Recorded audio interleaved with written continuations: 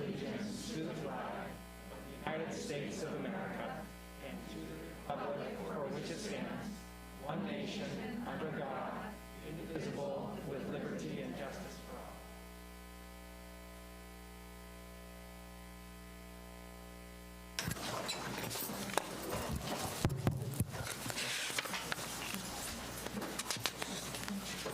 all. Let the record show that all board members are present.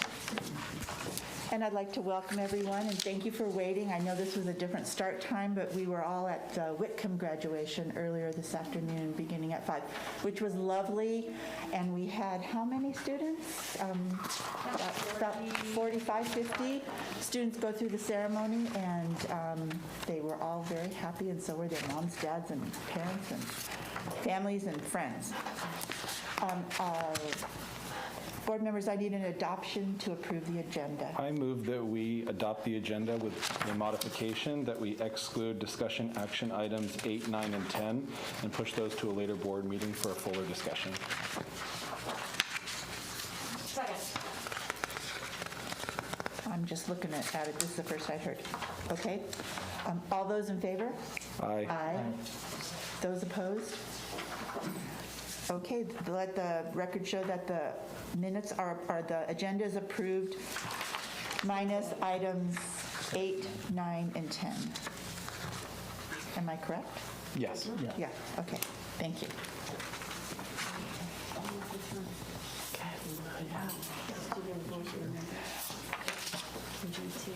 Student board report tonight. We have no report from our student board members. Board recognition. We have discussion action 1. Oh, I'm sorry, I skipped one I there. missed you. So sorry. Things are a little different tonight on this agenda because of who's here, and they have to get plane catching airlines and whatnot. So discussion action item number 1. Board members, I need an approval of the consultant services agreement with ISOM Advisors, a division of Urban Futures Incorporated and Glendora Unified School District. So moved. All those in favor? I'm sorry, second. Second. Any discussion? I'd like to know what it is. Absolutely. And he is here tonight, so go ahead. You want to introduce Mr. Wyham? Yes, absolutely.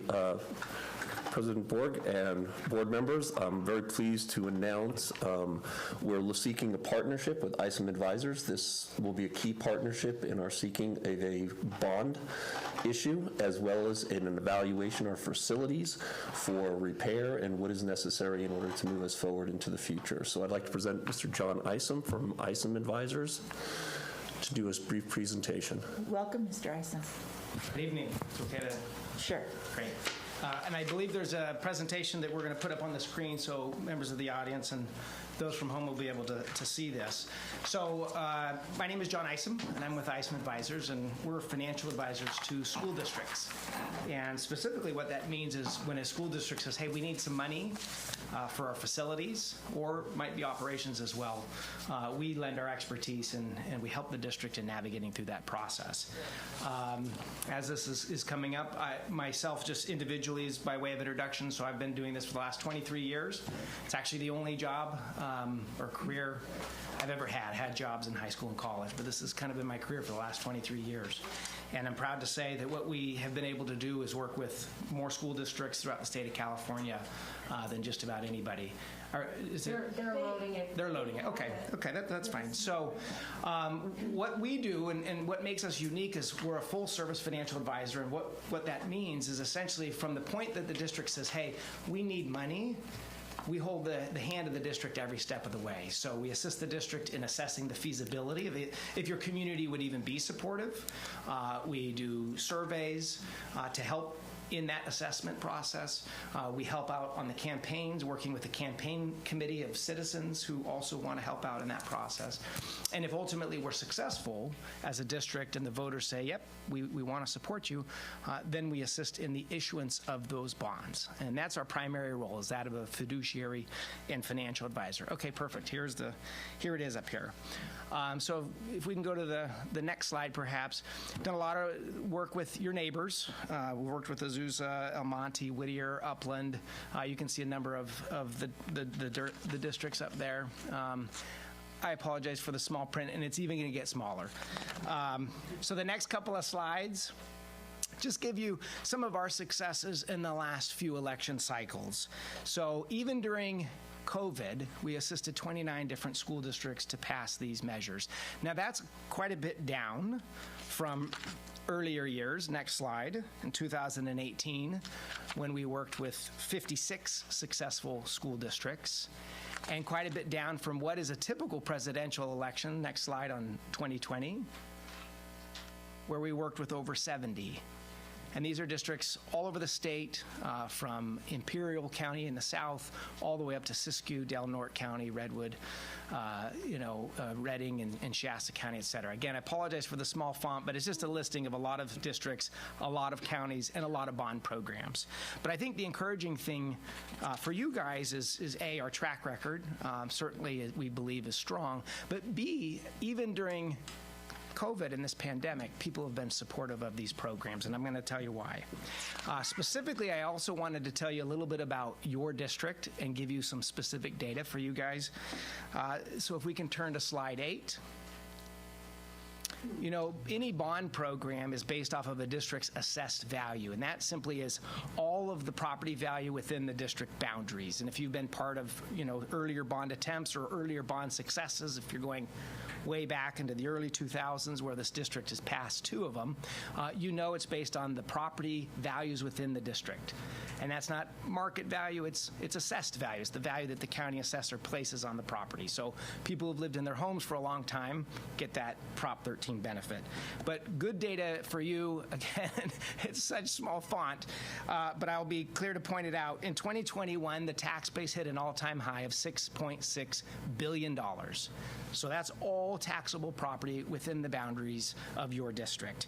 And every year, year over year, even through the Great Recession, where you had a tiny decline, this district has seen great growth. So you've got a great tax base, one that's very resilient, one that's very strong, one that continues to grow.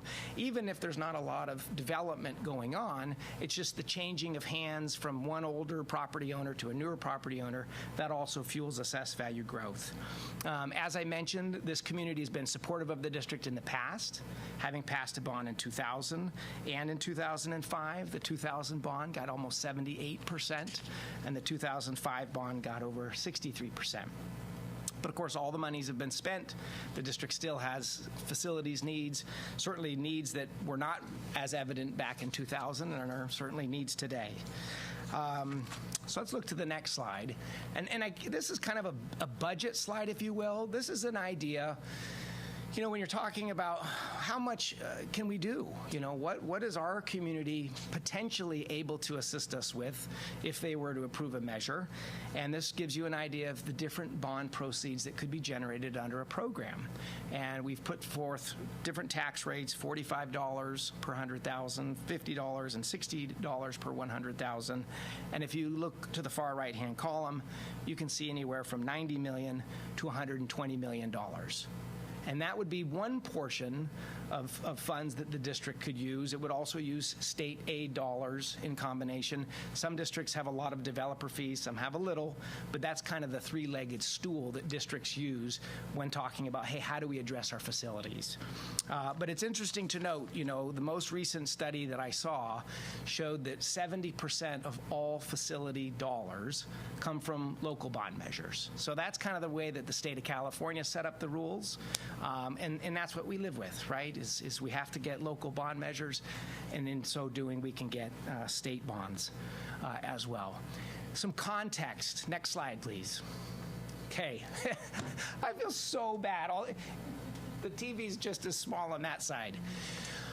This is bond dollars passed per student, and it simply is a calculation to say, based on the number of enrollment that we have, and we take that enrollment and we take the bonds that have been passed and we simply do a division, right? Total bonds divided by student equals bond dollars per student. And it gives you an idea of the investment of each of the districts.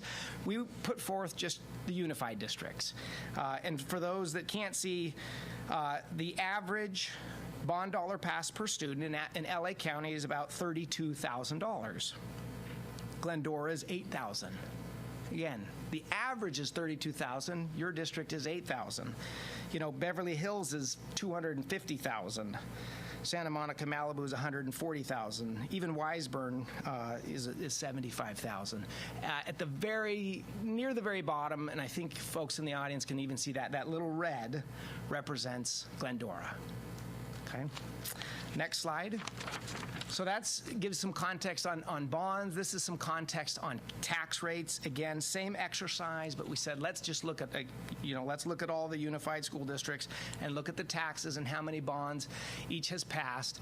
Glendora, I'll point out on the far right-hand side, in bold there, is about $67. That's the tax rate today, 2020-21, and it shows that the district has passed 2 bonds. You can also compare other districts. Some of your neighbors, Duarte is $162, 3 bonds passed. Baldwin Park, 4 bonds passed. El Rancho, 4 bonds. Covina Valley, 3. Azusa, 3 and $108. So again, some context.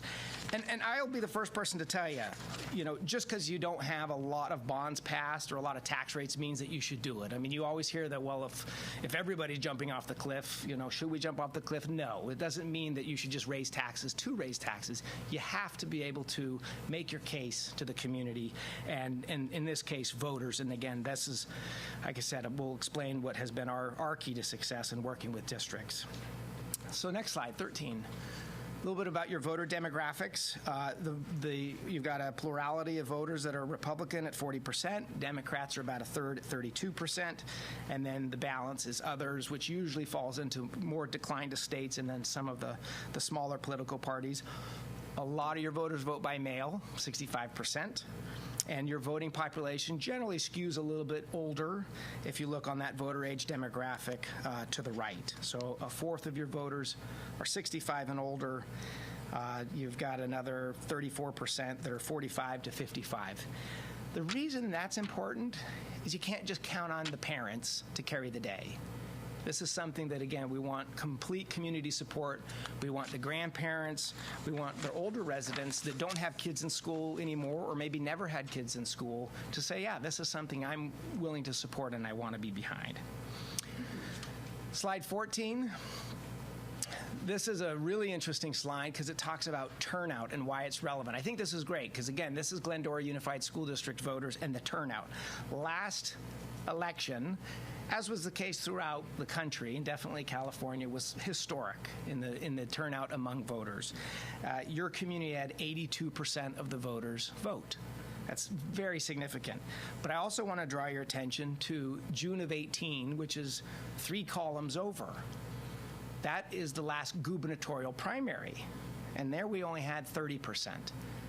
So this district is staring at gubernatorial elections, both the primary, which would be a lower turnout, and the general, which if you look at this third column from the left is the gubernatorial general in November of 18, you had 56%.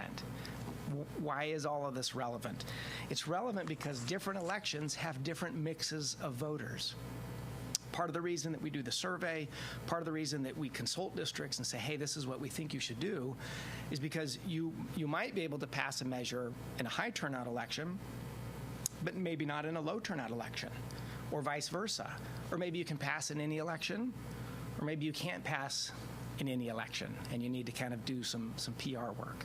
So this is important because, among that group of the 30% and some of those lower turnouts, those are your high propensity voters. They never miss an election, and they have a unique demographic makeup. If you compare that to the 82%, there's another 52% of your community that showed up, and many of those people only showed up for the first time, and that's a different mix. And the question that we help you determine is, what mix do we need to be successful in our community? All right, wrapping up. Last slide here, then I'd love to take any questions that you might have on the presentation or the action item before you. again, small text.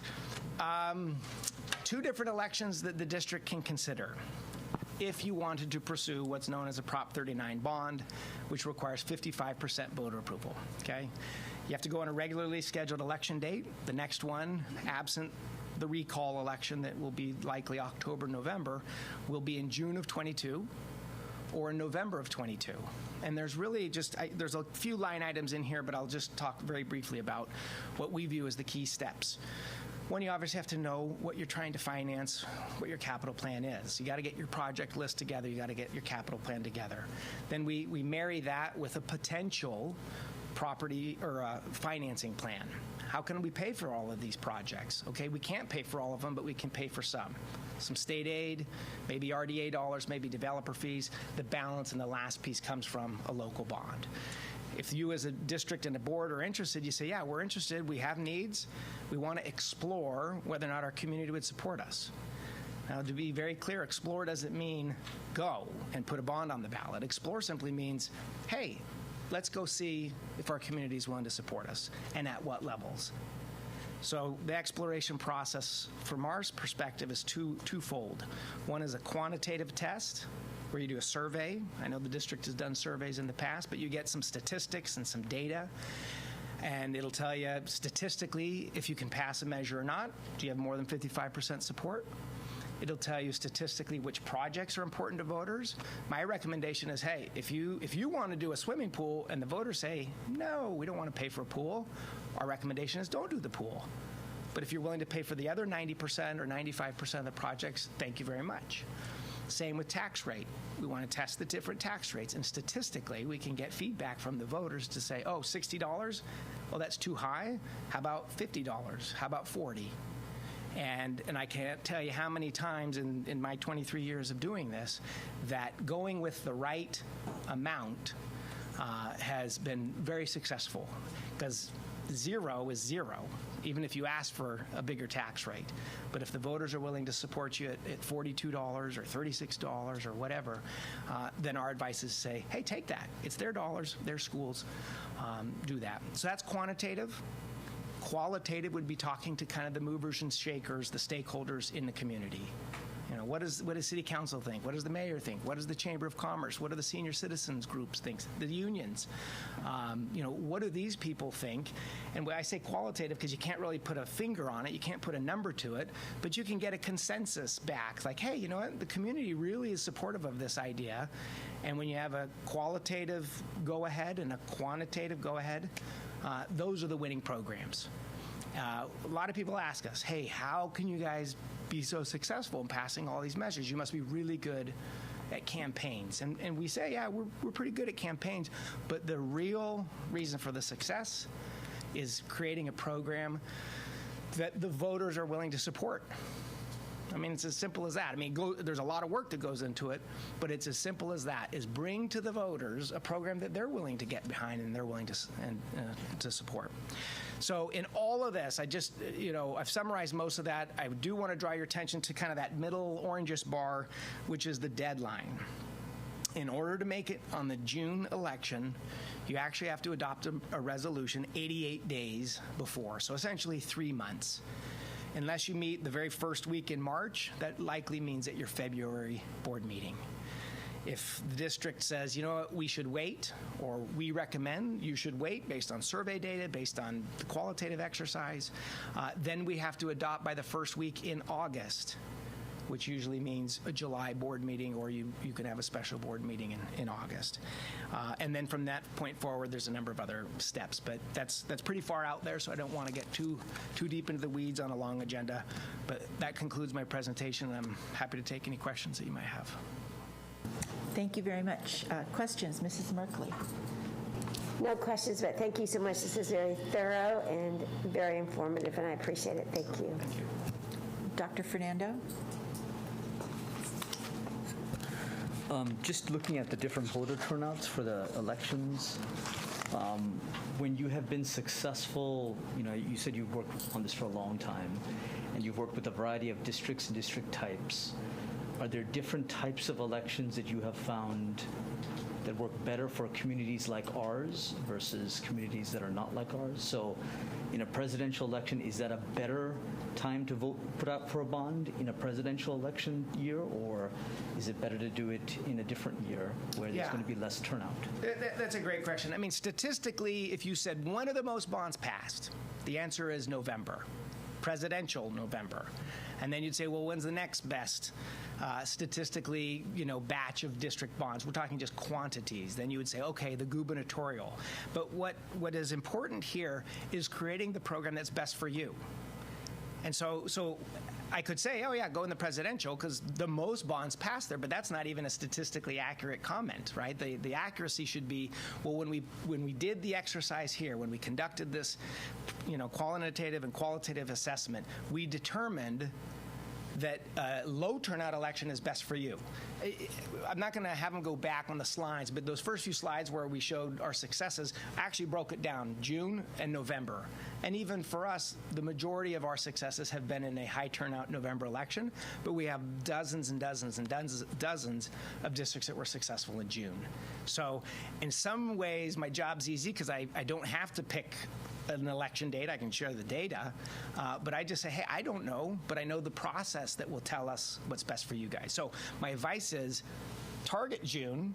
If you're not ready for June, if the data says don't go, if the community says don't go, then roll to November or 2024. But if you are ready for June, perfect. You're going to beat all these other districts. You're going to get your construction projects done sooner. You're going to lock in low construction costs, et cetera, et cetera. So there's a lot of pluses to going sooner rather than later if you can be successful. One more question. I was at a CIF event at Moore Park, which is out Yeah, sure. pretty far away. And so our Glendora High School students went to this event. They saw the track. They came up to me and said, Dr. Fernando, why don't we have a track like this at our high school? And this is a question I'm sure many of us have got. And so, I said, folks, I know you're not able to vote, but your parents vote, your grandparents vote. So I want to get at that question of voter demographics. We have a large percentage of our population, 25%, who are over 65, who potentially determine the future of a bond, who may not have any connection to any of our schools. When you have interacted, when you have surveyed, when you have done work with these kinds of communities, what have you found to be successful? The lesson I learned early on in my career, actually just 3 years into it, was Taft. Anyone know Taft? Few people, most people don't. West Kern oil fields. Very few people live out there. Demographics make you guys look like Berkeley.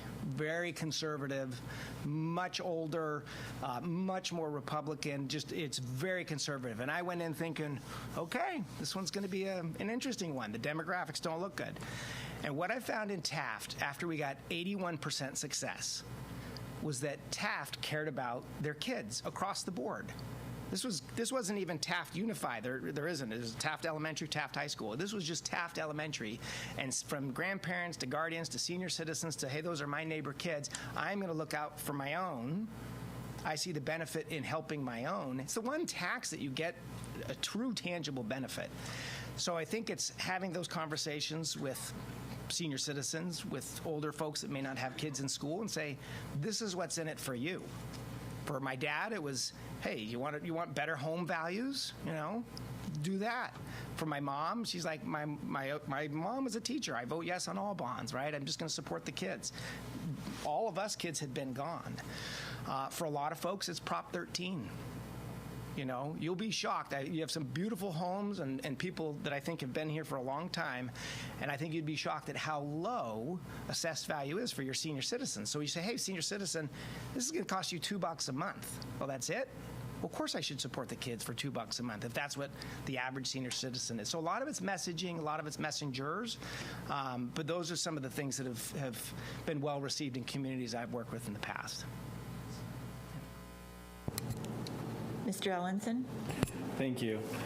So I was looking through the exhibits of what services will be provided, and I just wanted to clarify. So when it comes to surveying and polling, is that what you will do, surveying and polling? Yes. Okay. And needs assessment work, that would not be something that you would cover? Correct. Yeah, we don't have any architectural background or experience, so we would be creating the capital plan or the financing plan that would go and work in concert with that needs assessment. And polling would be, because we've done polling before, it's been many, many years, but it would be a full poll of the district and all voters, right? A sample of Right. the voters, that's the purpose of the poll, but yes, it would be Okay. all the registered voters, and specifically it would be the likely voters. No offense to those people that have never voted, but if you've been registered to vote for 10 or 20 years and you've never voted, you're not going to get the survey. Okay. And are your services pretty much based on the fact that we're exploring the feasibility of a potential bond measure, so such that if we ultimately decide not to do it, there wouldn't be anything for you to do to serve the district? Essentially, yes. Okay, so it's tied with that exploration? Correct. Okay. Very good. Thank you very much. I appreciate it. Mrs. Reuter. Thank you. So I'm sort of wondering a little bit about the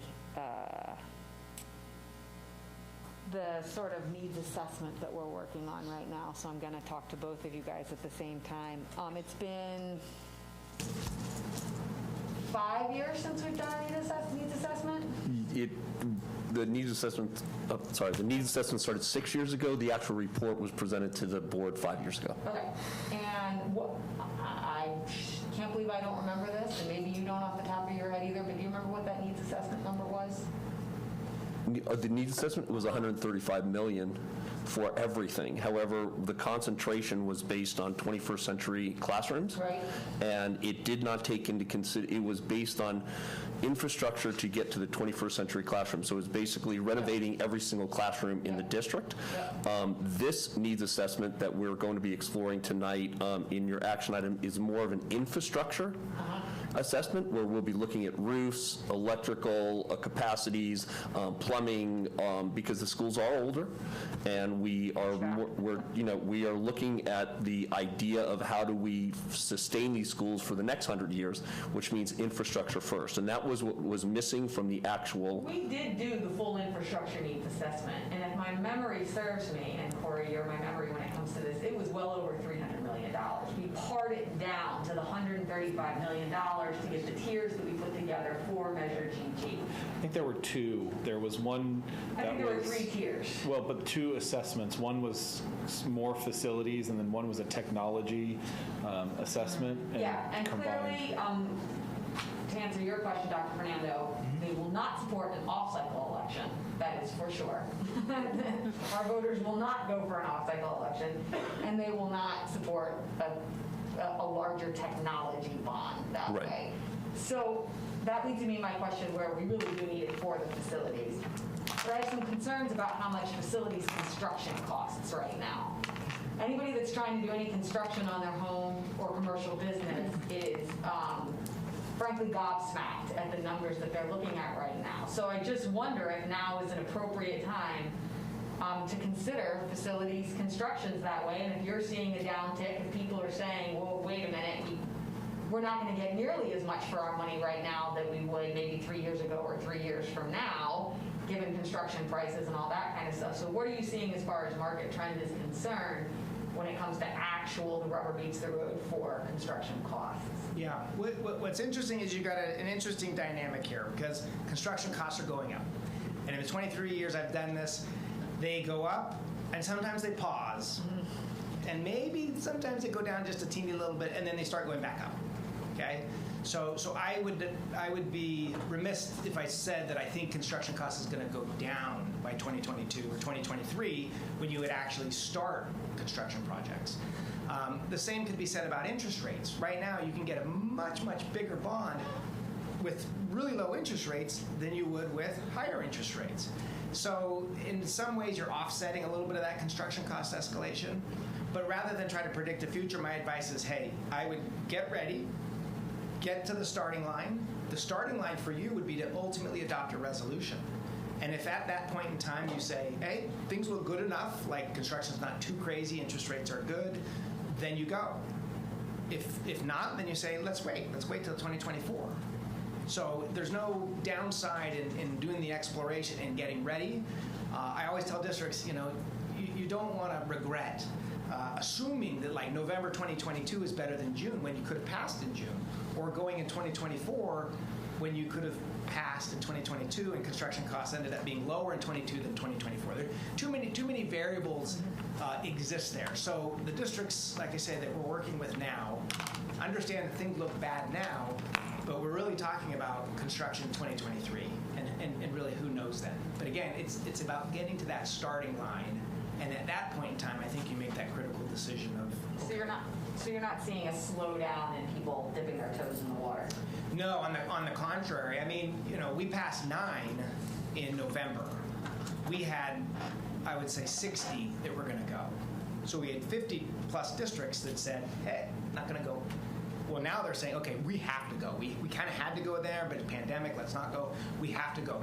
And again, a go means explore when I'm using that term. We're not saying they're all committed to getting on the ballot. They need to do the survey, and they need to see if the voters want to support it. And if they do, great. And if they don't, then that's their choice. And these districts that you listed here, you did the pre-work and you were the partner as far as the bond campaign was concerned? Yeah, I'd say in 99% of them, we did all the pre-work. In 90%, we did the bond. Sometimes a district says, I have this campaign consultant that we've used before, let's use them again. So 10% of the time we say, all right, that's fine, we'll support them.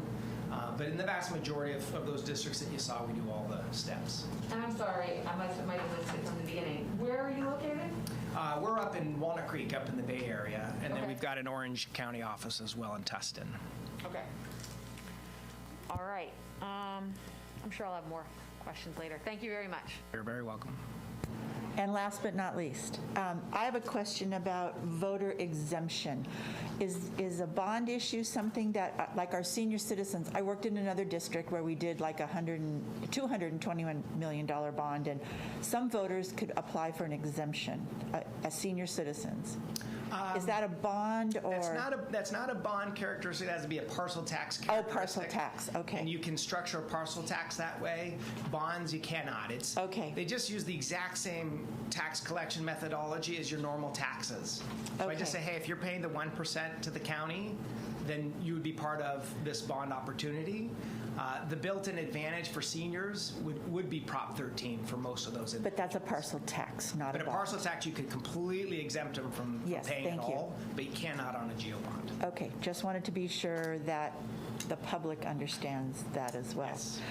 My other question is, our schools are like 1950 to 1960, I don't think any of them in the 70s. So major infrastructure issues on a building that's 50, 60, 70 years old. Think of our homes as they get older, and the plumbing and we call them chillers at our middle schools, who are, they're just band-aided together. So I'm concerned about waiting from 22 to 24. I mean, if we have to say it won't pass, waiting 2 more years just adds 2 more years to those issues that are currently, we're kind of living on borrowed time for some of these infrastructure issues. Am I correct with that? Or Yes, we're continually putting money into things and holding things together until we can actually replace them. Your example of the HVAC system chillers at the middle schools are one that we continually have had complaints from teachers, parents, students, and we continually work through the system, as well as adding different ventilation systems on top of that. But the real way to fix it is to replace it. And does it cost us more in the long run on utilities and repairs than? Oh, well, than it would absolutely. Just to have the lower? Yeah, the efficiency Yes. of the units now are much more efficient than the chillers that were originally put in Yeah, those when were those schools were original, right. built. So, yeah, you would definitely see some cost savings Yeah. of that. And just to reiterate the timeline for construction, remember all these projects, once they're identified and we have the funding for those projects, goes through a DSA project, so they go through the Department of State Architecture, which takes usually about a year before the architectural drawings are approved, and then we would go through a bidding process for each of the projects and construction projects, which takes about 6 months. So you really are looking anywhere from a 24-month to a 36-month process from the time we know we want to move forward to the time that construction would actually be breaking ground on any of these projects. So if we're looking at a bond in 2022, you're really looking at construction 2024, 2025. Thank you very Sure. much. And again, another question about facilities.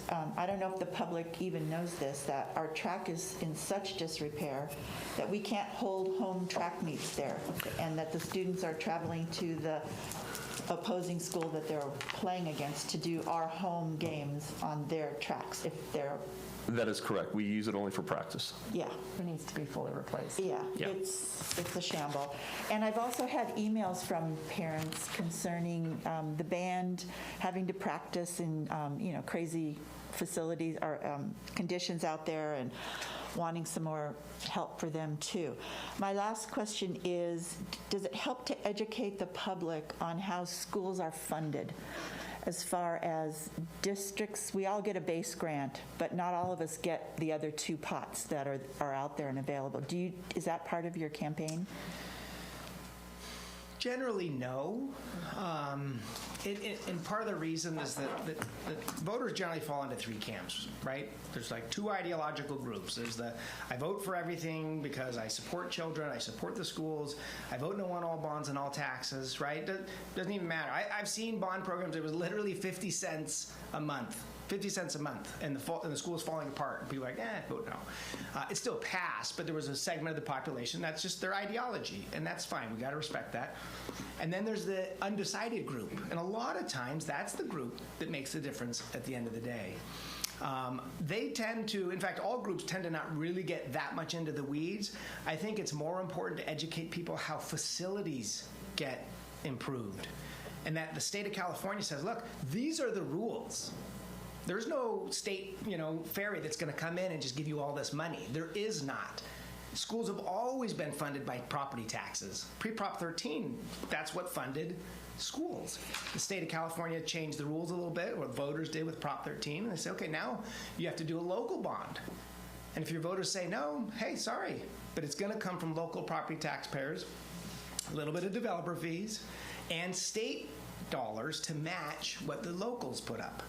But you don't get the state dollars unless the locals have done something.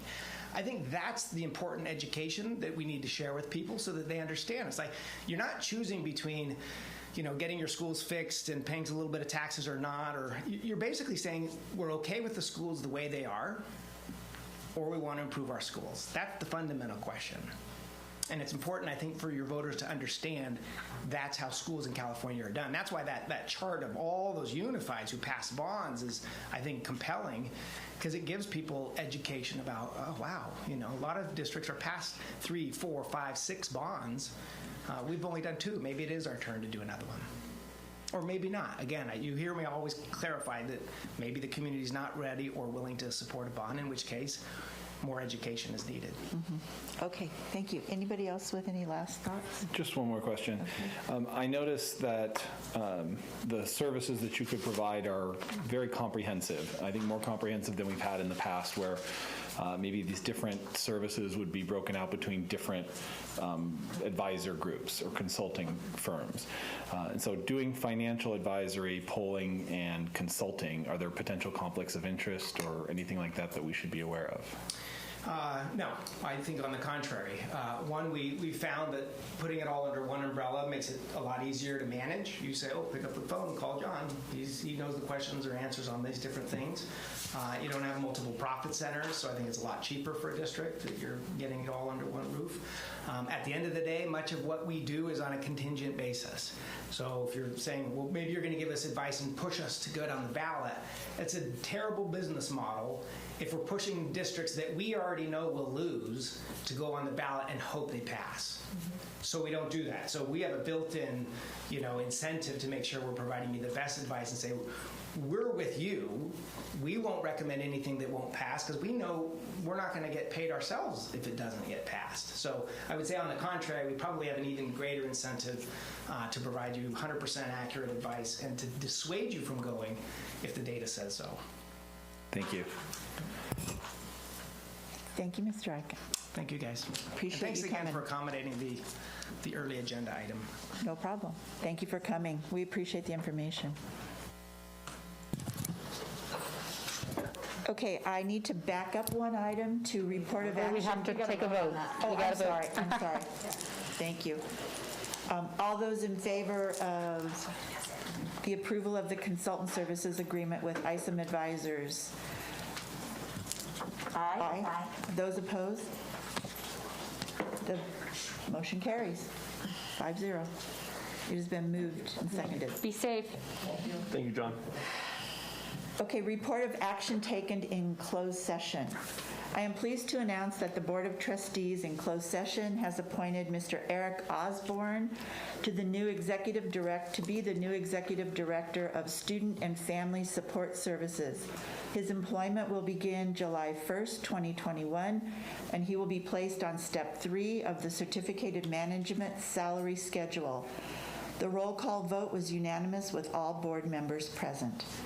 Congratulations, Mr. Osborne.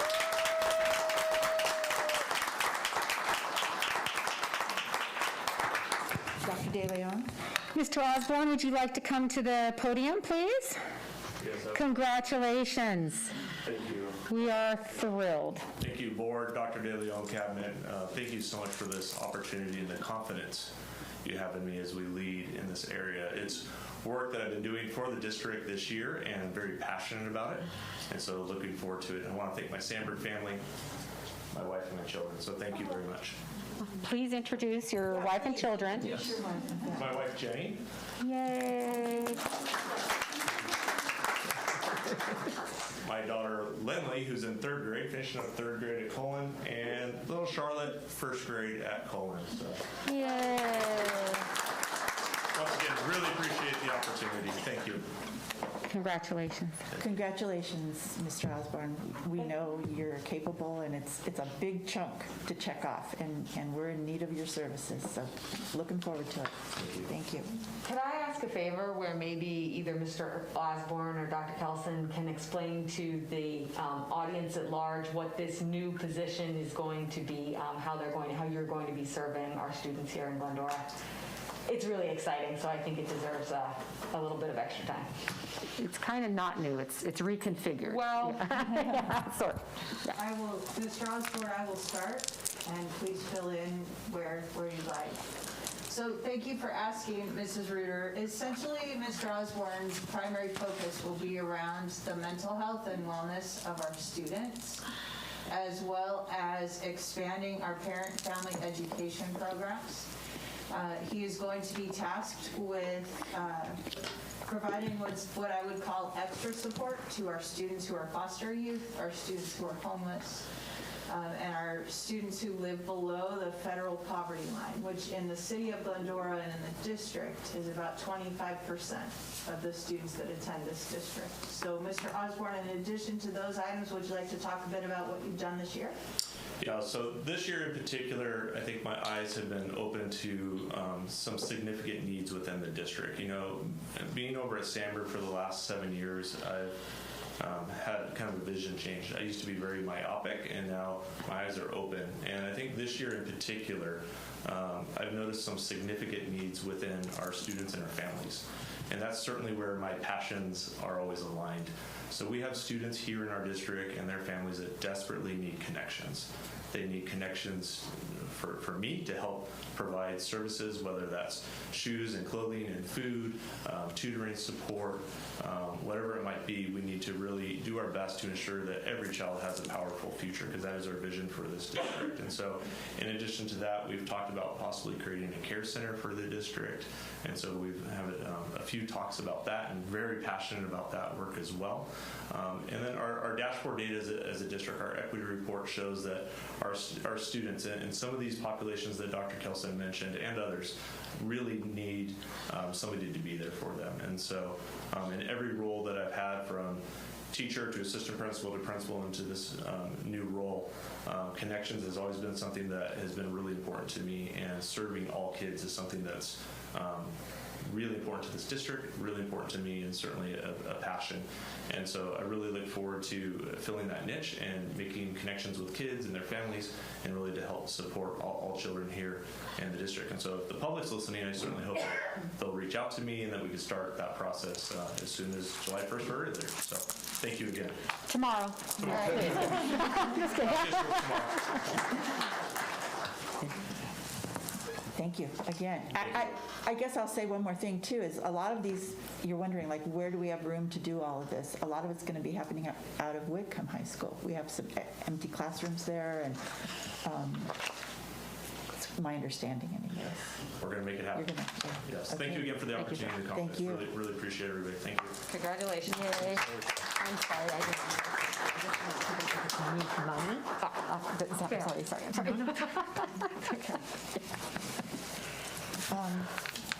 Correct me if I'm wrong, but are we on to board recognition now?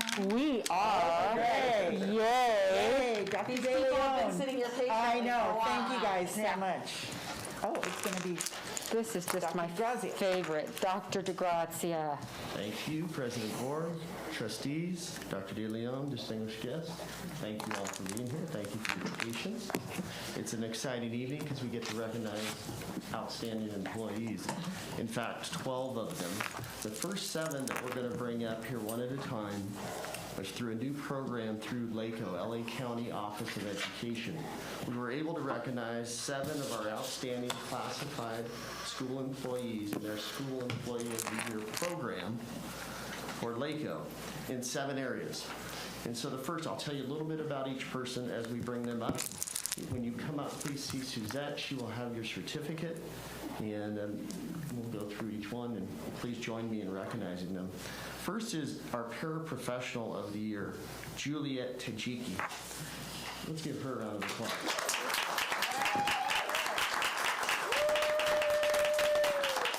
Juliet has been a bilingual instructional assistant for Glendora Unified since 2005 and is a valuable resource to her students and their families.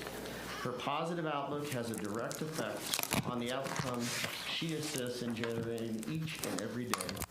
Juliet Tajiki. Juliet, thank you. Next up in the Clerical and Administrative Services Department from Goddard Middle School, Carrie Brumfield.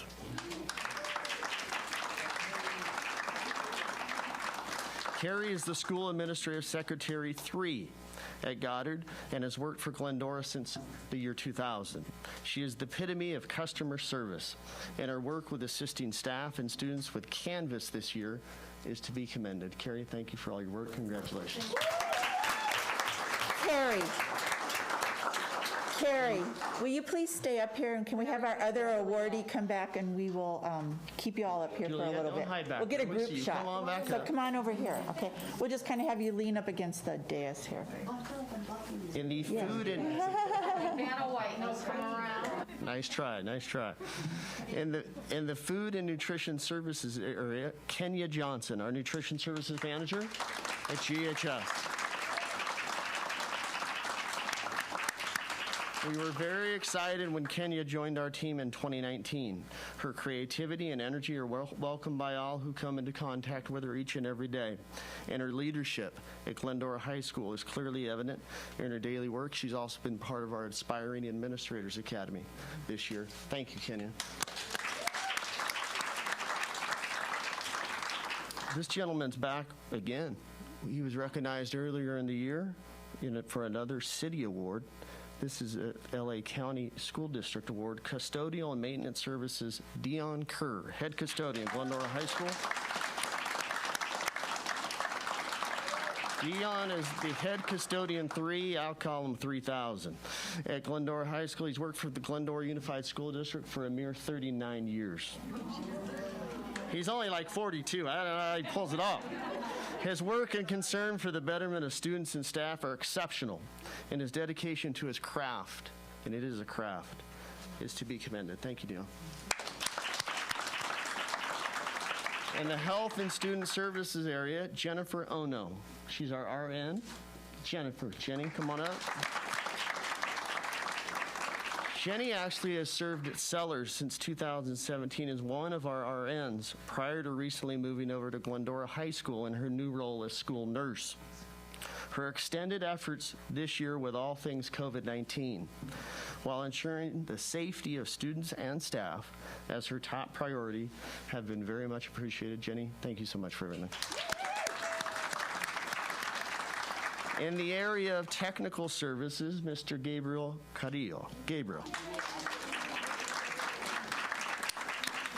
Gabriel's one of our IT senior analysts, and he's worked for Glendora Unified for the past 6 years. He is always willing to take the time, go the extra mile, with any and all of our technology needs while maintaining his focus on solutions and efficiency.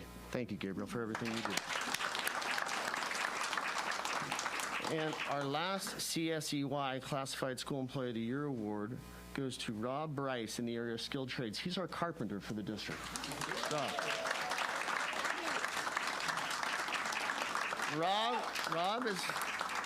Rob has served us with his professional skills since 2000. His craftsmanship and care for detail are evident throughout the district. His creativity is exceptional. His legacy will be long-lasting indeed. Rob was also a winner at the county level. Yeah, I was. So we had one winner at the county. That was Rob Bryce, and congratulations to Rob. So for all, I present our 7 winners for the CSEY Awards. Board comments. Mrs. Merkley. You guys don't have to turn around. Just congratulations, and thank you so much for all your dedication to the district. We really do appreciate it. Dr. Fernando. I like this, that nobody can see me and I can talk. So I think this is just a testimony of the fact that you may think that your work is going unseen, but it is not going unseen, it is seen. And the impact that you have, whether you feel it or not, has a significant impact on changing students' lives. So I hope that you kind of hold on to that as you stand here, and thanks so much for your service. Mr. Ellenson. You're all outstanding professionals, and it really is an honor to be able to recognize you in this new capacity, and I hope it's something we're able to do every year. It opens our eyes to some new employees that deserve highlighting as often as possible. So thank you for doing what you do. Mrs. Reuter. Yeah, I'd just like to add that this has been an unusual year for all of you in all of your positions. You're all exceptional workers for Glendora Unified School District and for our students every year, but what's the term that we say? Other duties as assigned really took on a new definition this year. So thank you for that extra mile, or 100 miles, or 1,000,000 miles that you all went this year in the parts that you do here for our district and for our students. Really appreciate you all sincerely. It really is true that it takes a village, and you're as calculated and as important a member of this village as anyone else, because we couldn't do it. We couldn't educate our kids without the skills that you provide us. Thank you so much, and I'm very happy that these honors are happening as well. I hope they continue, and it's well-deserved. Thank you all so much.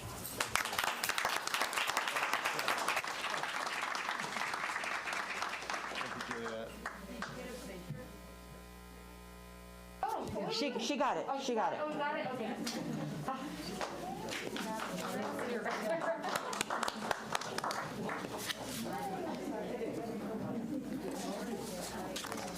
Outstanding group. Well, we're not done yet. We do have 5 more outstanding individuals and employees to recognize. Our Rookies of the Year, recent hires that have made an immediate impact to the district upon their hire, and our Employees of the Year. We have 3 of them, our classified and our certificated employee, and for the first time ever, we recognize an Administrator of the Year.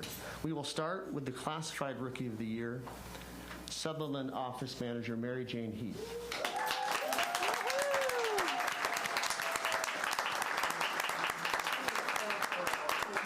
Mary Jane is the welcoming face as the office manager at Sutherland Elementary School.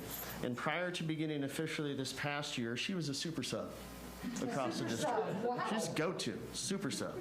Her grace, understanding, and patience are just a few of the amazing qualities that make her exceptional. Mary Jane, thank you.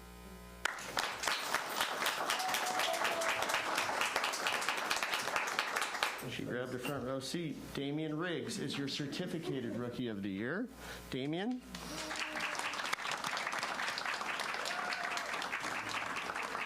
Damian joined Glendora Unified this past August after serving as a substitute for us in the past, and she made an immediate impact. As one of the first special education teachers for moderate to severe to return to in-person instruction in October, Damian demonstrated the flexibility and creativity to provide her students an amazing experience throughout the entire year. Damian, thank you for everything you did.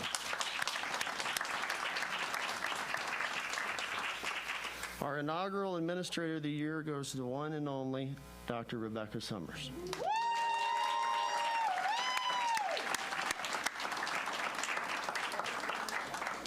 Becky, as we know her, is most deserving of this honor, and she continuously goes above and beyond to support each of us in our quest to serve students and their families with the best educational experience possible. Her knowledge and expertise are second to none, and she has served Glendora Unified over the years as a teacher, principal, director, and now executive director over her many years of distinguished service. Becky, thank you for everything you have done.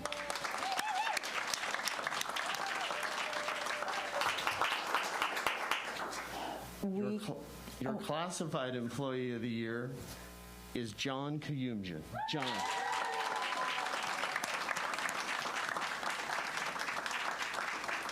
John, as you can see, is the epitome of a gentleman. He tackles his daily tasks with unmatched professionalism and kindness. He has served Glendora Unified since 2017, and we are very grateful that he decided to join our team and his wife's team. Hi, Ani. And assist our community on a daily basis. We are very grateful for his daily work. John, thank you, and congratulations. Ani was last year's classified Rookie of the Year, so John thought, John had to do something. So, and last but not least, your Teacher of the Year is Indu Afandalor, Stanton Elementary School.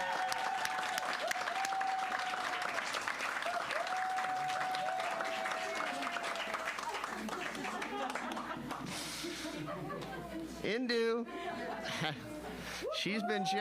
she's been generating smiles from us apparently, from her students, their families, and her colleagues at Stanton since 2013.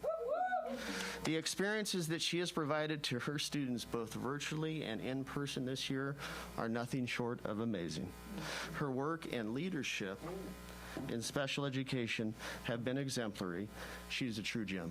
Indu, congratulations on being our Teacher of the Year.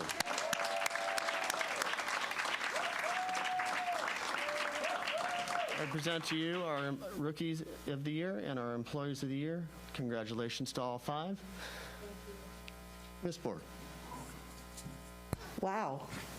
Wow. Comments from Mrs. Merkley. What can I say? I am just so impressed and so thrilled with the work that you do. I know some of you personally, and it is an honor. So thank you so much for all the work and how you touch the children's lives. You make such a difference in this world, and I am very grateful. Dr. Fernando. I know you all are tired. One more day. Yeah, one more day. This has been a long year, but I just think that the gifts that one gives through teaching, through being in a public school environment, is parallel to none. And I had a very interesting conversation with my daughter, who's a junior, thinking about colleges, and she's like, "Dad, I want to do liberal studies."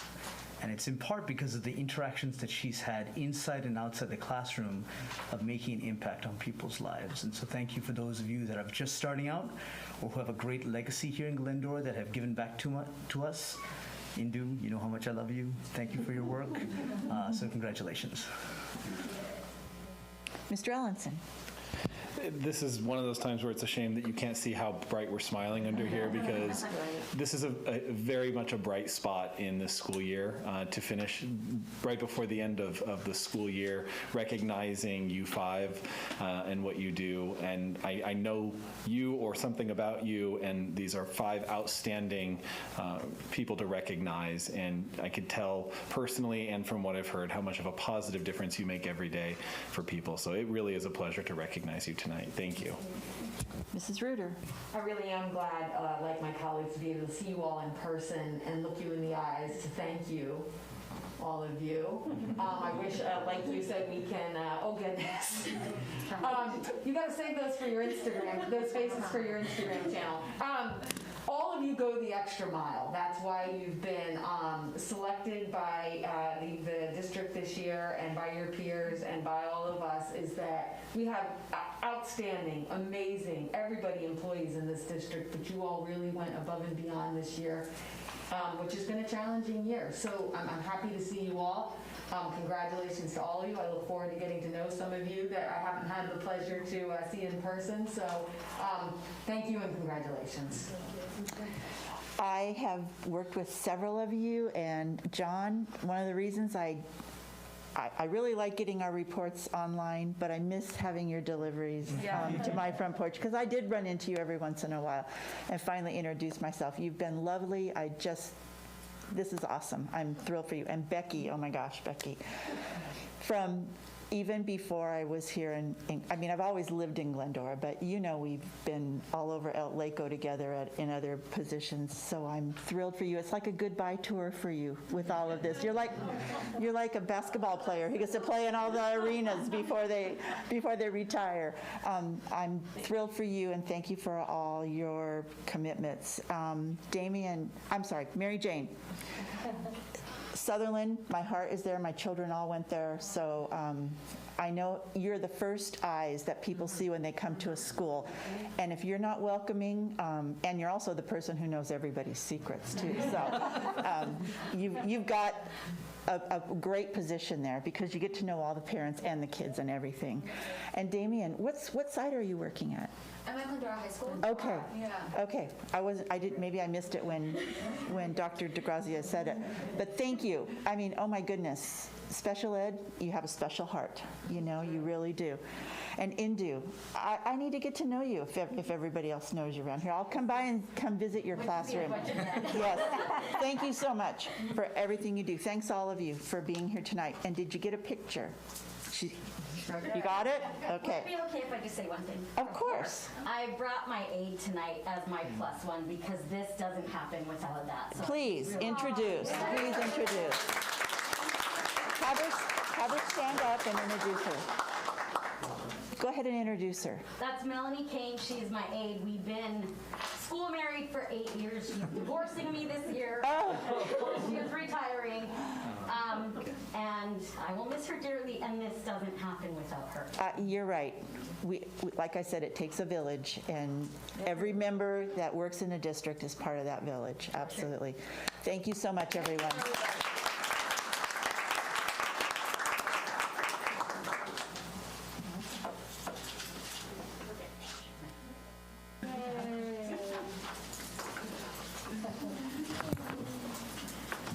Thank you, Dr. DeGrazia. Oh, we're done? Superintendent's report. Yay. And then there were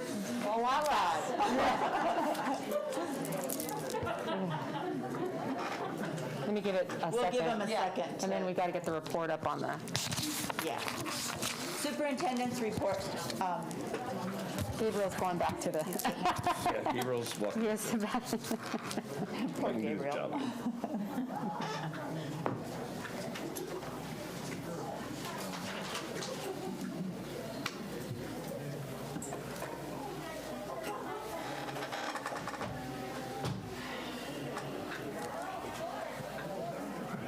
How cool.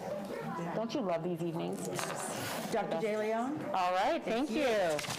If we could go to the second slide, please. So I wanted to give everybody an update on our vaccination program at Glendora Unified School District. Let me wait till they shut the door. There we go. Shut it. There we go. As you know, we have our own point of dispensing run by our fabulous district nurse, Sonia Delaquila, and her entire staff of nurses, one of whom we honor tonight. Our vaccination clinic has been running for a while, first starting with our employees, moving on to our students who are 15 and above, well, and also our community members. And then recently, the vaccine was approved for 12 and above, and we've been running it ever since on a voluntary basis. Vaccinations are, of course, voluntary. They have not been mandated by the state. So we've already had 2 vaccination clinics for 12 and above, and the last one is on the 18th, and those are from 1 o'clock to 6 o'clock at the GHS Event Center. So we do encourage anybody who would like the first vaccination, this is the first vaccination of 2, to please go ahead and feel free to come by GHS and get that done. And then a week or so after that, they'll be starting with the second vaccinations. And so we're really, really proud of our ability to be able to provide that service for our employees and students. So really excited. So I just wanted to give an update on that. Also, summer school update. So really great news. Summer school is about to start on June 10th is session 1. Right now, currently, we're down to the last few slots left for the invitational program only. But I want everybody to look at that number there. We have 1,712 students participating in summer school this year who've enrolled. We have, 731 at the K-8 level, and then 981 students will be participating in summer school at Glendora High School. So we're really proud of our extensive summer school offering and program this year. And we're also proud of the fact that we did our own local STAR testing data through the Renaissance program, and we were able to get almost live data around literacy and mathematics for our students, and we're able to pinpoint students who needed to go to summer school to do what we call acceleration. And acceleration means that if they have some gaps in some standards, we work intensively with them through the summer to accelerate their learning so that they can come back in the fall at grade level. And so that will be the work that we will engage in over the summer. So all of the dates for summer school are there. If anybody's interested, they can make sure they go back and look at the presentation. And then the last slide is just a little preview of the resolution that is our next item on the agenda. So for schools 21-22, Glendora Unified School District has every intent of opening on a full-day schedule on August 25th, 2021. We're already planning for that as we speak, meaning we will go back to the same length of day and the same bell schedules as we had pre-pandemic. So that will happen on October 25th. I'm sorry, October, boy. August. That'd be a late start to this school year. I'm sure the teachers might Wow. be happy Wow. Some folks would be happy about that. August 25th. Of course, that is if there's no other anything that happens during the summer, which of course we don't believe that there will be. We think we will be really on pace to get back. We expect to get new health orders shortly after the June 15th new state guidelines are implemented, which is the release of the tiered system. I'm sorry, this is like too tight on my face. I have to just take this down a little bit to speak. We expect to get new health orders shortly after the June 15th new state guidelines are implemented. Don't know what those will say in regards to schools. They tend to be a bit more restrictive than other government agencies or businesses, but we will cross our fingers that the majority of the restrictions are dropped in the new guidelines. But I did want to reiterate that Glendora Unified, once we get those new health orders, we will continue to follow the CDPA DPH and LACDPH health orders and all safety measures. Number one, it's worked for us so far. We've had a few cases. We've been able to mitigate them because of following the procedures. We've had to quarantine a few classrooms here or there, but because we've been following, we've been able to keep numbers low and from spreading. So we're really happy that we've been able to stay open all of this time. We were one of the first districts to reopen. Everyone will remember we're really, really proud of that fact, and we've had very few cases or spread once we've had cases because of everybody, our staff and students, so proud of them for following all the safety measures from the moment they got back to class. And in fact, we've been following them, and we've been so safe that as we've gone, our percentages have just gone up and up and up of families who have brought their kids back to where we're well over 90% at the elementary level. We're mid-70s to up between 75 and 80 at the middle school, and hanging probably around 50% at Glendora High School. So really happy with that. And we expect much, much higher numbers in the fall. We're excited in terms of in-person. And then also, I do want to remind the public that, often people throughout this pandemic have asked, why don't you fight the orders? Why do you do this? Why do you follow these orders? Why do we have to do this? I want to make sure that everybody understands that there are consequences, dire consequences for districts that violate the health orders.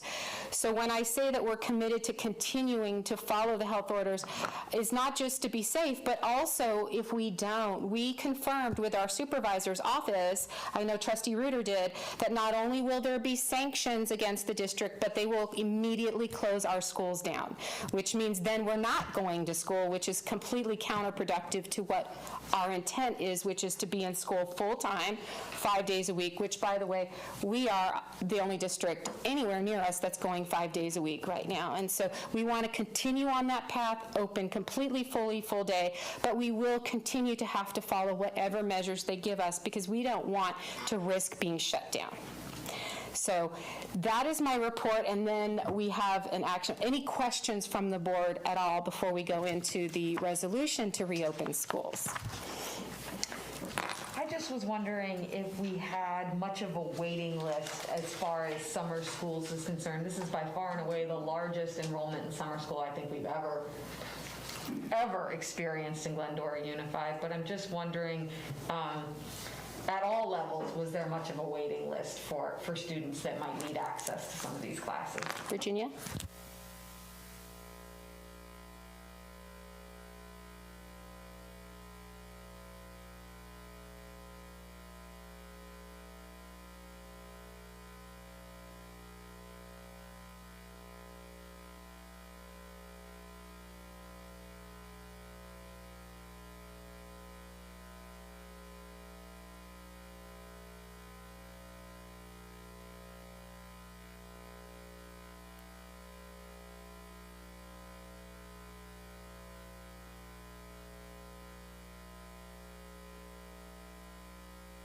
I think that with the year we've had, and especially at the high school level, where there are kids that might need to retake a semester, maybe not the whole year, first semester, second semester, that I certainly would support investing any more dollars into additional classes in order to be able to get those kids the classes that they might need this summer so that they can start the 21-22 school year. Excuse me. This mask is kind of hard with this decal right here. Anyway, the 21-22 school year, let them start fresh with confidence that, maybe they had a bad year this year. They need to retake something. Let's give them some sort of self-confidence as it comes to starting their next year fresh. So if we can get more in there, I'd like to see everybody be able to get in what they need to do. Thanks.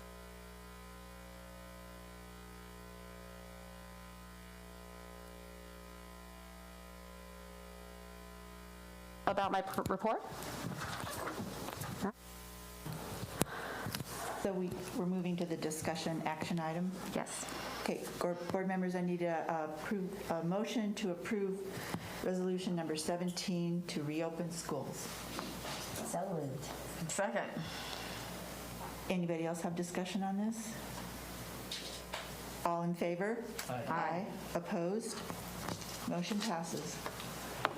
I do want to remind, now that the group has thinned out in here, I do want to remind everyone that we are under the orders of the LA County Department of Public Health, and we do need to require that you wear masks inside and covered up over your nose. Thank you so much for complying. That includes the superintendent, right? She's got it on, sir. She didn't attend, though, I thought. Well, she Well, I would have was to talk. talking. If you're going to talk, you're welcome to take it off up here, okay? When you come to the podium and you use a mic, you get to take it off. Appreciate that. Yeah, no problem. Comments from the members of the Board of Education. Mrs. Merkley. I just have a couple of things. Today, we got to attend Whitcomb High School's graduation, and it was just so amazing. It always uplifts me. Those kids, quite often they don't go to Whitcomb because they're bad kids. They just don't always fit in at the high school, or they just struggle in larger classes. And they get to Whitcomb and they thrive. And the stories that, we had 4 speakers, and the stories that they told were just so heartwarming and so touching. And it makes me happy to see that we have this alternative high school so they can go be successful and finish. And many of them have plans to go on to Citrus or to wherever they're going to go. And I'm excited about that. And then we made it. We have one more day. This has been a year like I almost want to cuss, and I don't even cuss. It's just been a really, really hard year for, I think, everyone. We as a school board, as a cabinet, have endured a lot. And I'm just happy that we are still standing. We're still here. The teachers, I know that they had to put forth so much effort. The students, they had to change so much. They had to just work so hard. And I am so grateful for all the ones that have made it. And thankful, and the families. Oh, and the families. I know they've had to sacrifice to kind of teach their children, to encourage them and help them. Thankful for all those who gave the teachers grace, who gave the kids grace, for everything that was done this year. Thank you so much. Dr. Fernando. Yeah, a couple things. First of all, I want to congratulate one Charlie Reuter, Yes. CIF champion, diving champion, and Charlie's mom, of course, is sitting up here. We're very proud of Charlie and grateful for the excellent work that he's done in the pool, and we're so proud of him. Please convey that message to him. And then on Saturday at Moore Park High School, we just continue to do well on the track and field. Maya Shinnick, Kendall Decker, Kennedy Johnson. I forget the high jumper's name that's going to CIF. Our 4x100 team is going to go to CIF. Our 4x100 women's and men's team, I'm sorry. So incredibly impressed by the way that our athletes continue to perform, including our men's basketball team that won a buzzer beater and now is in the final, I believe, it's for CIF South Section. So it's incredible to see our students be so resilient in this difficult time. I want to just reiterate what Mrs. Merkley said. You know, I think it was April 12th that we started this process, and now we're ending this process on June 8th. And so I really want to thank, especially first of all, this team that's up here for the hours and hours and hours of work that you have done that has gone unnoticed, that has been critiqued. But I just want to thank you for the incredible job you have done. As a member of this board, I'm greatly indebted to you for the ways that you have led, the ways that you have engaged this community.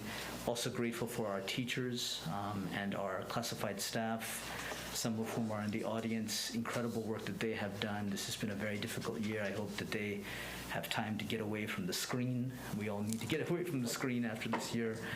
And then just another comment, and that is that, you know, one of the things that we really pride ourselves at Glendora High School is our taking of AP examinations. But I do feel like we have got to a point among some of our high school students and families where students feel the pressure to take 6 to 7 AP classes each year.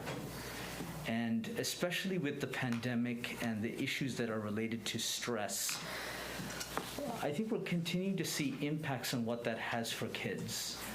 And so I really am encouraging the district to take a look at this and to really remind our students, especially our high-achieving academic students, that taking X number of APs doesn't make you a more qualified candidate for a college, because really what colleges are looking for are well-rounded people. And so I just have been hearing this more and more of this drive to take APs and kids being pushed over the edge because they have to go to X school. And so I think it's something that we have to take a look at, because AP completion rates do not mean satisfied, well-being students. Sometimes that's mutually exclusive. So just something I think that we have to take a look at as a community moving forward. So thank you. Mr. Owen? I just want to congratulate all of the graduates of Whitcomb High School today and the graduates of Glendora High School coming up on Wednesday for making it through this year, their senior year, during very difficult conditions. And congratulate the staff, our teachers, our administrators, and everyone as we're on the cusp of finishing this school year, counting down the hours on all of their dedication this year. It's harder than I think anything they'll hopefully ever have to do ever again, and I'm sure everyone will celebrate when this year is in the history books and look forward to reopening in the fall as we'd like to fully normal if possible. So thank you. Mrs. Ruger? I'd like to also congratulate the graduates of Whitcomb Continuation High School. I always so look forward to attending and participating in that graduation. It's a special evening for the students and their families, and the teachers and all the staff over there are a really special group all the way around. So congratulations to all of them. Dr. Fernando, I appreciate your giving a shout out to all the athletes that have persevered through this year and are playing their sport in the wrong season or a much shorter season, whatever the case might be. But I said this to Coach Shelby of the dive team when we had our team banquet last week, that it really was the coaches that went the extra mile to figure out how to get in every game, every practice, every additional meet, every extra match, whatever they could do to get those kids playing. A lot of our athletes are coming to high school to play their sport. That's the reason that they're really happy to go to high school. So I really appreciate all the intramurals at the middle school, all the high school teams, all the coaches, Mr. Llewellyn, who I don't know how he managed to figure out all those schedules this year as the athletic dean, all those people. One more day of school, guys. Teachers, you've done a tremendous job. Aides, you've done a tremendous job. My goodness, the aides at the elementary schools, what their jobs have looked like this year. Bathroom duties, all this kind of stuff. Everybody, it's been a huge team effort where everybody's having to double row their oars and go way beyond other duties as assigned that we've talked about multiple times this year. So I really appreciate everybody. Thank you for the leadership of the group sitting up here. It has been a hard year with a lot of hard decisions and a lot of having to work together to figure out the best way to move forward for our students. It's been not always a pleasure, but always an honor this year to work with all of you. So thank you very much. I mean, it's always been a pleasure to work with you. It's just not always been a lot of fun. So, thank you all. Well, it's not over yet. Right. We still have a few more. Right. My comments are going to go a little beyond athleticism because I want to compliment all the extracurricular groups, band and drama and music, choral. You're right, Mrs. Reuter. That's the reason a lot of these kids come to school. And these groups have done an exemplary job. You know, I live close to the high school, so I hear the bagpipers out there, and I hear the drums going, and, you know, they're outside in their cohorts. They were following the directions that they were given, and I want to compliment them for hanging in there and having a new look on successful, but it still worked. I would also like to just say kudos to the Whitcomb staff, all the people over there, the families of those children, the families, friends, and whoever was there, just to support those kids. I actually saw some men in uniform there as well. So these students they were given scholarships today. They got them from all the PTAs in the district. They got them from a couple of businesses, from the Rotary and from the Kiwanians. So these students actually got rewarded for their challenges. And a couple of the speakers just went there their senior year. So they really had a lot of wonderful things to say about Whitcomb, and nobody paid them to do that. So I'm just grateful for them, too. I want to congratulate Mr. Osborne. He is going to be serving a population of students that really has gone unseen in our district for a long, long time. So, and his job, when I heard the job description, I was like, there's just no way to do all that. But he's got a passion for it, and I'm so glad it's him. And we all said we're happy for him, but he's been so successful at Sandburg. We know that we'll find someone to follow in his footsteps. One day for those kiddos, and then it's off to summer school for some of them. Our work is not done. We continue on. I think we finish up in June, and we're off for July, and then, no, we have a couple meetings in July. July 26th. Okay? We're not off. We're not off.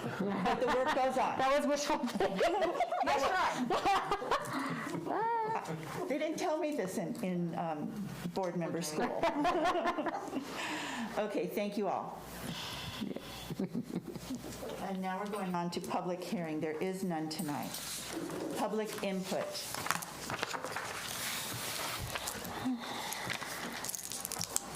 The Board of Education welcomes input from the public in order to discuss district business in an orderly manner for the privacy and safety of the speakers and to help staff respond more directly. The board policies require that public presentations to the board comply with the procedures listed below. Speakers are asked to complete speaker cards, which I have here, available on the table. If possible, turn in the speaker cards to the administrative assistant prior to the start. If not, the speaker cards have all been called forward. The presiding board officer will ask if there are additional speakers. Number 1. Public comments to non-agenda items may address only items that are within the subject matter jurisdiction of the board. Time allotted for such presentations is limited to 3 minutes per comment.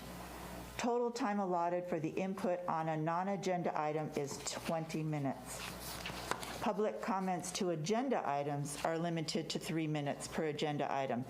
Total allotted public input on each agenda item is 20 minutes. The public comments may not be relinquished their time to another. Public comments should include the commenter's name and adhere to applicable time limits. Complaints against employees or students will normally be heard in closed session, and the district's complaint procedure should be followed before discussion with the board. The board may remove disruptive individuals and order the room cleared if necessary. Any person who willfully disturbs any public school or public schools meeting is guilty of a misdemeanor.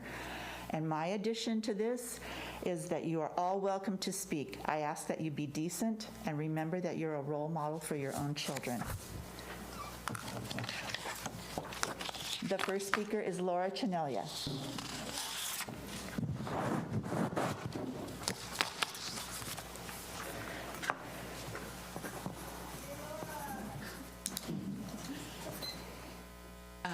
I was asked to read this by a middle school student who was too afraid to do it themselves.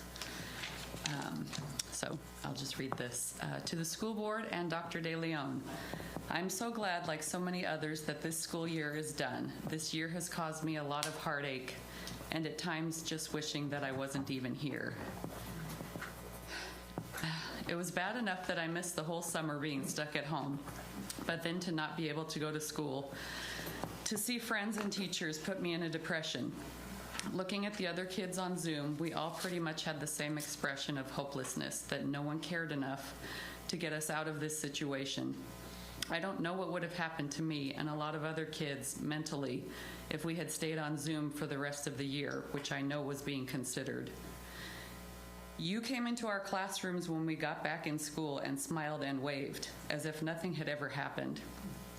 Part of being a kid is going to school and enjoying your time with your friends, but you all seem like you didn't care about that. I feel like the school board doesn't care about the students, which is funny to me because isn't that your job? I understand precautions needed to be taken, but feels like you dragged it out longer than was needed. Again, not thinking about us kids that it was really affecting. Moving forward, I want to see school getting back to normal. No masks and a full day like it used to be. This upcoming school year gives you another chance to put the students first for once. Your decisions have a major mental impact on the students, and I really hope that you put us first going forward. Thank you. Is it signed? It's not. They were. Okay. They were Thank you, Mrs. fearful, Tremelia. so thank you. And Mr. Weinstein, good luck in your new position. Thank you. Aileen, and I'm sorry, I don't want to mispronounce the last name, Aguinid? A-I-L-E-E-N-A-G-U-I-N-I-D. There's people outside.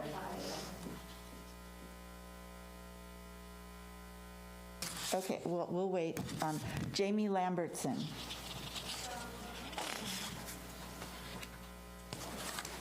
I want to say thank you so much for approving a full 5 days of school next year.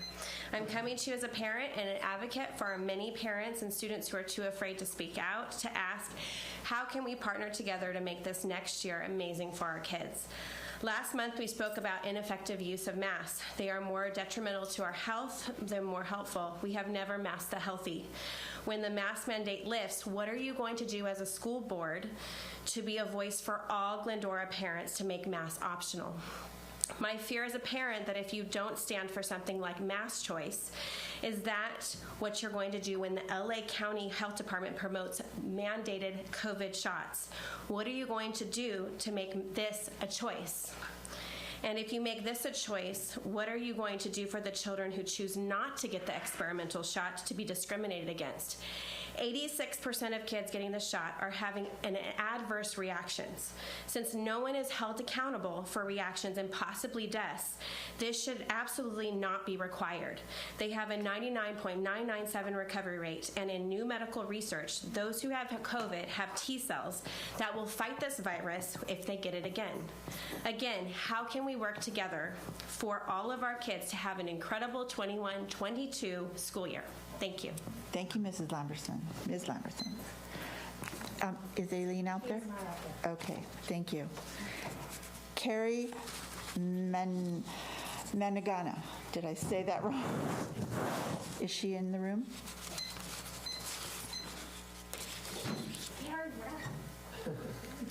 Carrie, you're up.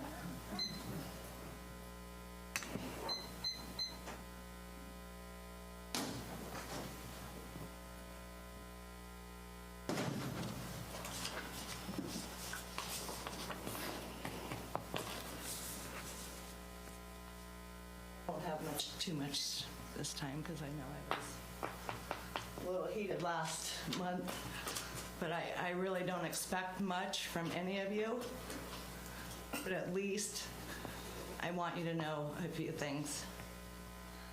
I just want to know, how are you going to partner with parents so that all of our voices are heard, not just the ones that you want to hear, but the ones that are standing out here freezing their ass off, wanting to get their voices heard. When are you going to partner with us? That's just a legitimate question. When school returns, I would hope you allow our students to return full-time and without a mask on their face. This is child abuse. I will not send my child to school with a mask on her face.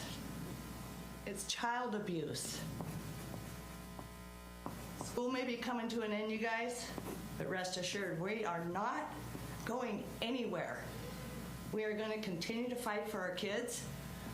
We're going to continue to fight against this tyranny that's going on in this city. We are not going to put up with it. And for that 2-minute and 10-second bell that goes off when someone's trying to speak is very distracting. Thank you.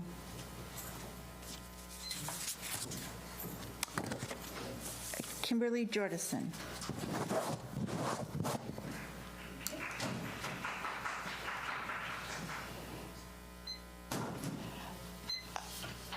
Suzette, would you check outside for Ms. Jordison? Thank you.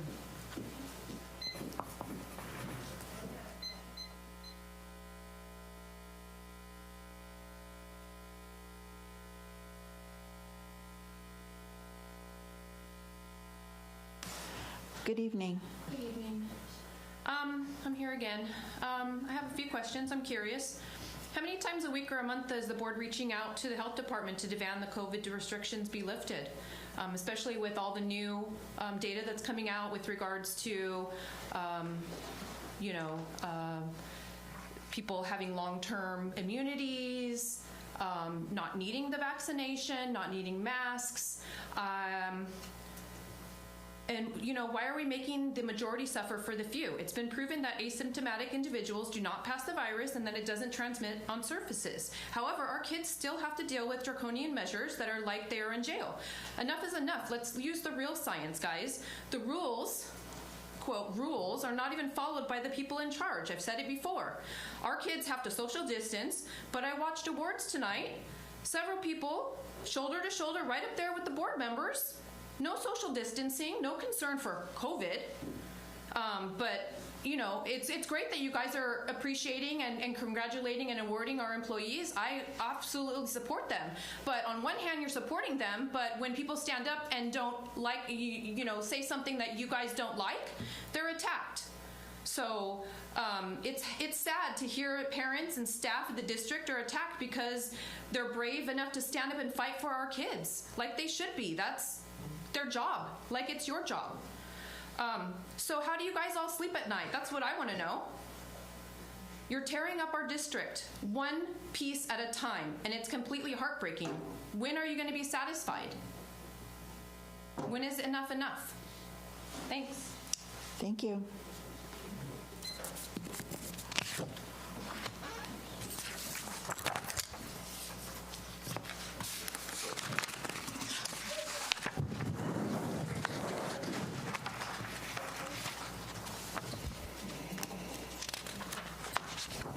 Okay, discussion action items. And we've done 1 and 2 already. We've got quite a list here to go through. Number 3, approval of resolution number 13, approve temporary interfund cash borrowing. May I have a motion? So moved. Second. It has been moved by Dr. Fernando and seconded by Mr. Ellenson. All those in favor, say aye. Can we talk about it? Oh, I'm sorry. I'm sorry. Thank you. Discussion. Anybody have a comment here? Thank you, Board Or President question? Zork. We number 3, 4, 5, and 6 are all interrelated. So every year, annually, we bring to the board resolutions that allow the Fiscal Services Department to transfer funds between our different accounts in order to make sure that our cash flow is correct. This can be from restricted accounts to non-restricted accounts, and then at the end of the year, it's all cleared and gone back. Like this year, we had deferments from the California State, which added up to about $7 million, and we had to do transfers as well as borrow funds until we get paid from the state so we can make payroll. So every year, what we do is we come to the board with these type of resolutions, giving the power to the Fiscal Services Department, basically the Director of Fiscal Services, to make recommendations to the CBO and the superintendent in order to be able to transfer funds so that our cash flow is correct. Any other questions? Mrs. Borg, before any board members have questions or comments, I'd ask Dr. Fernando, would you consider revising your motion to approve items 3, 4, 5, and 6, since Mr. Weinstein said they're all related? So moved. Second. I don't have any questions. Okay. All right, so we're going to approve 3, 4, 5, and 6. All in favor? Aye. Those opposed? Motion is carried. We've approved discussion action items 3, 4, 5, and 6. Thank you for that, Mr. Allen. Sure. Number 7, approve contracted services, Studio W Architects, Architectural Services Amendment 001, revised facility needs assessment agreement for Glendora Unified School District. Move approval. Mr. Weinstein? Yes, so Studio W may not be readily recognized by the board, but they are the new name of BC Architects, which was the architects that originally did your facility assessment 6-7 years ago. The reason we chose these architects was because they obviously have all the records of the measurements and all the infrastructure records, the pictures and everything, and all what we're doing with this contract, which is an existing contract, we're making an amendment, asking them to go and update their files in order so that when we present to the board the facilities needs, it's actually up to date to date and not 5 years old, because obviously there's been some structural differences between 5 years ago and now. There's been different needs assessments. So this is just an amendment to allow us to go bring Studio W, or old BC Architects, back to us in order to facilitate a new assessment and just update their old assessment. Are there any questions from board members? About how long do we think it's going to take for them to complete the updated assessment? We've asked them to complete it within 60 days, and they said that wouldn't be a problem. So we're wanting to bring to the board, when you come back for the new school year, to have the facility assessments ready for the new, when the board comes back from recess. Great. Any other questions? No? All in favor? Aye. Those opposed? Motion carries. Thank you. Unanimous. 8, 9, 10 are tabled. So we're on to consent items. The board of Education may consider consent items as a whole or as individual divisions. Any item may be removed by a member of the board for discussion. Is there anything anyone would like removed? Okay, may I have a motion then to approve the consent items? So moved. It's been moved by Mrs. Merkley and seconded by Dr. Fernando. All in favor? Aye. Those opposed? Motion carries. We're on to adjournment, and I've been asked to adjourn tonight's meeting in memory of Carrie Welsh, a GUSD student graduate in 2020 who lost her life recently in an auto accident. May I have a motion? It's my pleasure to move for adjournment in memory of Carrie Welsh. Her family is one of the nicest Glendora families I've had the pleasure to know in the 7 years that since we moved here to Glendora. The vigil at the high school was a lovely tribute, and I was very happy to see that so many students were there and had the opportunity and an outlet for their grief in this terrible loss. So thank you for adjourning in her honor. Anybody else? I'll second the motion. All those in favor? Aye. Those opposed? The meeting is adjourned in honor of Carrie Welsh at 9:15.